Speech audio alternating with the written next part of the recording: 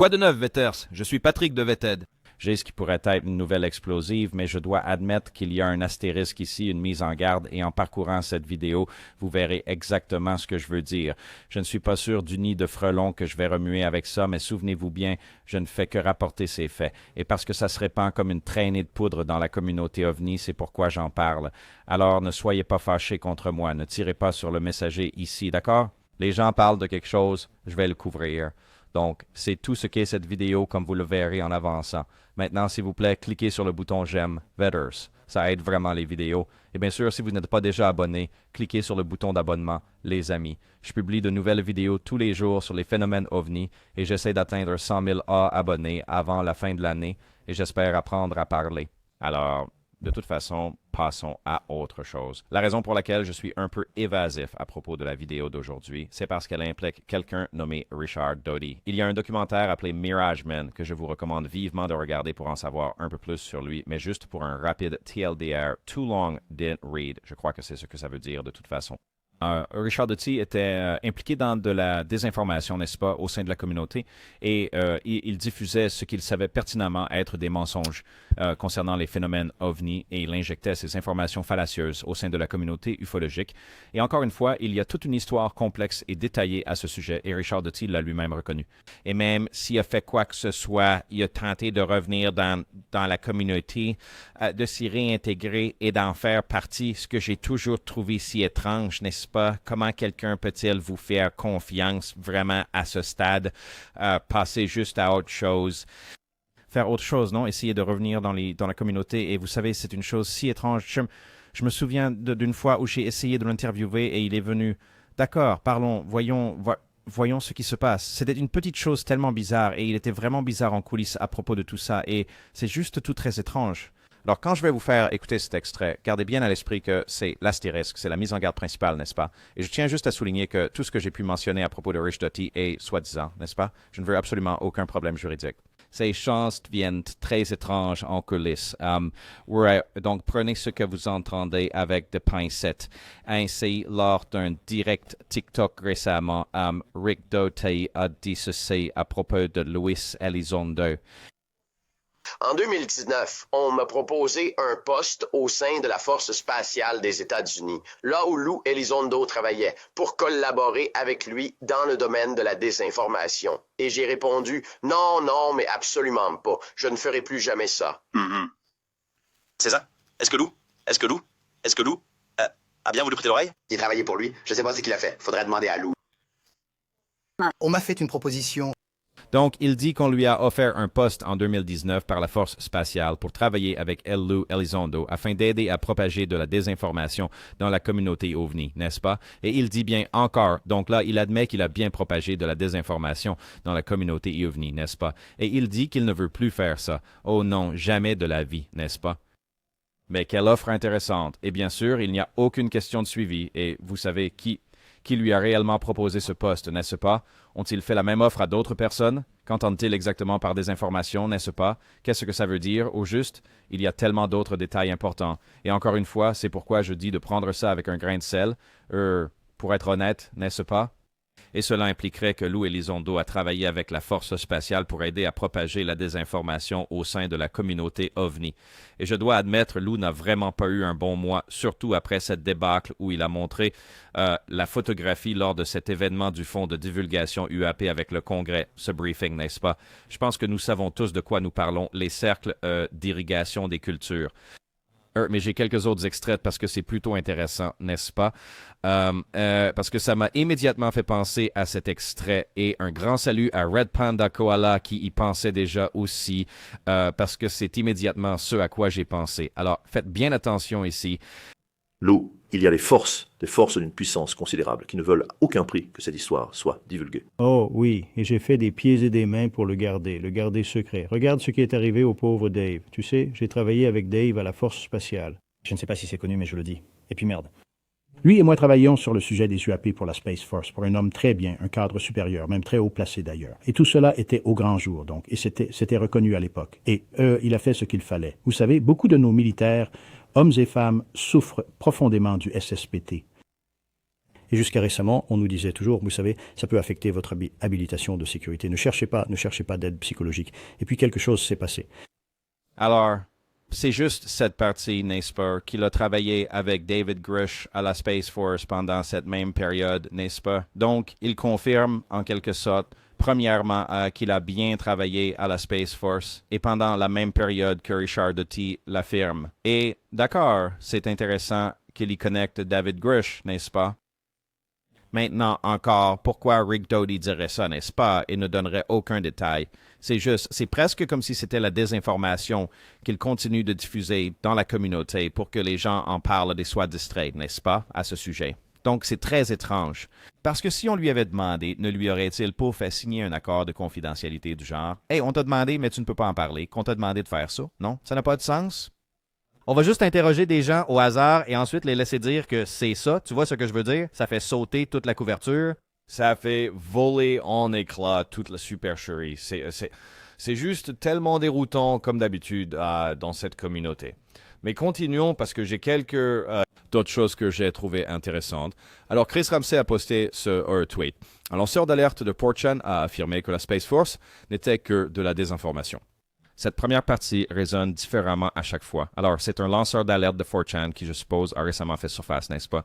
Il dit « je ne suis pas là pour convaincre qui que ce soit. Vous vous rendrez compte que vous reviendrez à des choses que j'ai dites avec le temps, par vous-même, à mesure que votre compréhension augmentera. » Il écrit « Faites attention à la Space Force. » Initiation, on nous avait dit que ce serait un long projet. La désinformation était l'un des principaux enseignements. La nouvelle direction voulait absolument revenir au secret. Il pensait, Warty, que nous étions bien trop ouverts sur notre opération. Eh bien, on dirait que c'est intéressant, non? Vous avez Rick Doty qui en parle de ça, ce qui, encore une fois, est vraiment si étrange. Si c'était vrai, comment pourrait-il être capable de dire ça? Ouais, c'est ce que vous savez, mais c'est sa réaction à l'extrait que je viens de vous faire écouter. Encore une fois, beaucoup de gens en parlent, c'est pourquoi j'en discute, d'accord? Donc j'essaie juste de donner un peu de contexte ici aussi à toute cette histoire, d'accord? Maintenant, j'ai deux autres extraits à vous faire écouter. Le dernier, c'est celui de Luis Elizondo, n'est-ce pas? Mais avant cela, j'ai encore un extrait, celui de Chris Bledsoe. Et je voudrais que vous écoutiez ce qu'il dit à propos de Chris Bledsoe. Je veux dire, ce que Chris Bledsoe dit à propos de Luis Elizondo. Luis Elizondo, pour vous, dans votre esprit, est-ce que tout ce qu'il dit, est-ce que tout ça, c'est simplement de la pure et simple désinformation, rien de plus? Est-ce que c'est bien ça que vous pensez? D'accord. Moi, tu sais, et puis tu penses vraiment qu'il est en train de nous dire toute la vérité? Et je pense que Lou est quelqu'un de bien. Et je le connais depuis très longtemps. Et je crois qu'il est soumis aux règles qui régissent les lanceurs d'alerte, ce qui implique qu'il ne peut pas exprimer tout ce qu'il voudrait dire. Et je pense qu'il a été le tout premier à être préparé pour occuper cette position. Il a été préparé de longue date pour être là où il est. Il n'a pas atterri à cette place par simple chance. Cela a demandé beaucoup de temps et d'investissement pour y parvenir. Et là, encore une fois, il n'y a aucune preuve. Montrez-nous ce que vous avez de concret. On l'a préparé pour occuper cette position. Je ne sais pas, Chris. Si tu es son ami, ce n'est peut-être pas une très bonne chose à dire de lui. Parce que ça ne peut absolument pas sonner bien sous aucune forme, n'est-ce pas? Donc, c'est très intéressant. Je me souviens avoir couvert cette interview. Je ne me souviens pas de cette partie, donc j'ai dû la manquer. Mais oui, quand on commence à additionner tout ça, ça ne colle pas. Ce n'est vraiment pas une situation idéale, n'est-ce pas? Et à ce propos, j'ai un autre court extrait de Luis Elizondo que je voudrais vous faire entendre. Je voudrais saluer Steven Diener, avec qui j'ai participé à l'émission, en fait, tout récemment, à plusieurs reprises. J'adore ce gars, il a été sur Be It, I, True, Unidentified, Unidentified Alien Podcast. Allez y jeter un œil. Mais il vient d'avoir Luis Elizondo et il lui a parlé de cette photo qu'il a partagée dont nous avons discuté plus tôt, n'est-ce pas? Et je me suis dit, vous savez, laissez-le répondre parce que sa réponse est plutôt intéressante. Il dit, ai-je interrogé Lou sur la photo d'OVNI erronée? Absolument. C'était ma première question. Pour l'instant, voici une partie de sa réponse à ma deuxième question.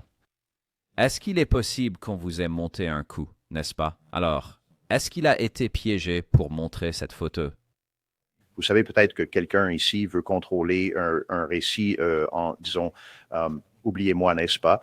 Vous trouvez un homme ou une femme qui, vous savez, aide à diriger quelque chose pour ce qu'ils estiment être le bien du peuple. Et si vous faites partie de l'institution, vous savez, si cela vous menace, alors oui, la désinformation fonctionne très bien. Parce que pourquoi l'utilisez-vous? Eh bien, vous l'utilisez pour discréditer les gens. Et c'est un outil que la communauté du renseignement utilise pour ça. Et nous le faisons constamment avec nos adversaires étrangers, par la propagande, vous savez, en inventant des histoires pour faire passer quelqu'un pour un méchant. Est-ce que c'est vraiment le cas ici? Je ne le crois absolument pas. Je ne le crois absolument pas. Cet individu aurait beaucoup à perdre parce que cet individu a des contrats avec certains éléments de la communauté du renseignement et du ministère de la Défense et maintient une habilitation de sécurité top secrète parce qu'il serait très facile de le démasquer. Si c'était délibéré et que je découvrais que c'était délibéré, alors j'exposerais certainement cet individu parce que, vous savez, je protège très bien mes sources. Tout le monde le sait. Même quand j'ai fait mon coming out, il y a de ça 8 ans, j'aurais pu jeter des gens sous le bus et je ne l'ai jamais fait, même pour me défendre. Donc, je ne suis pas comme ça. Je ne pense pas que l'individu qui a fourni, je pense qu'il avait de bonnes intentions, vraiment. Qu'est-ce que je pourrais me tromper? C'est tout à fait possible, je pourrais l'être. Mais il n'y a aucun indicateur qui le suggère. Il n'y avait pas de micro-comportement, de neurolinguistique ou quoi que ce soit que cette personne faisait qui aurait pu m'indiquer le contraire. Et la façon dont nous nous sommes rencontrés était vraiment le fruit du hasard. Je ne vais pas entrer dans les détails ici, mais je ne vois pas cela comme un coup monté, pour être honnête avec vous. Est-ce que ça pourrait l'être? Bien sûr. Et nous savons que ce genre de choses est déjà arrivé par le passé et ça va probablement continuer à se produire. Donc nous devons en être conscients. Mais je n'ai tout simplement pas ce sentiment dans ce cas particulier. C'est intéressant, le genre de choses. Vous savez, être caché à la vue de tous semble être la meilleure façon de propager la désinformation, n'est-ce pas? Et c'est un lac gelé, vous savez, un endroit assez compliqué ici, d'accord? Et il y a des fissures dans la glace. Il faut être vraiment très prudent où vous mettez les pieds, où vous marchez et à quelle vitesse vous avancez, n'est-ce pas? Et certaines de ces mêmes tactiques ont été utilisées dans la communauté OVNI. J'en ai été victime moi-même. Des gens ont carrément inventé des choses sur moi. Ils vont sûrement s'en prendre à moi juste pour cette vidéo, ce qui me rend toujours méfiant. Non, qui est-ce que je couvre et pourquoi ça arrive maintenant? N'est-ce pas? Eric Dowdy a été, c'est un invité régulier d'une émission qui a activement à travailler dans la désinformation au sein de la communauté. Alors, est-ce que je devrais croire Rick Dowdy quand il affirme cela? Pas vraiment. Non, je ne le pense vraiment pas. Et bien que lui et son équipe, ou n'importe qui d'autre, quelqu'un va probablement s'en prendre à moi. Cette même émission viendra sûrement me chercher pour cette vidéo aussi. N'est-ce pas? C'est ce qu'ils font. Ils inventent littéralement des choses sur les gens. Et si vous le répétez assez souvent, certaines personnes finissent par y croire. N'est-ce pas? Et cette communauté est très sujette à la désinformation parce qu'il y a des gens qui veulent tellement croire et le peu de preuves qui mènent à leur gouffre de curiosité, n'est-ce pas, est vraiment petit. Donc, il ne leur faut pas beaucoup de preuves pour s'y engouffrer. Ils sont cool et croiront à peu près tout ce qu'on leur dit et je comprends. Les gens veulent y croire. Ils ont un désir.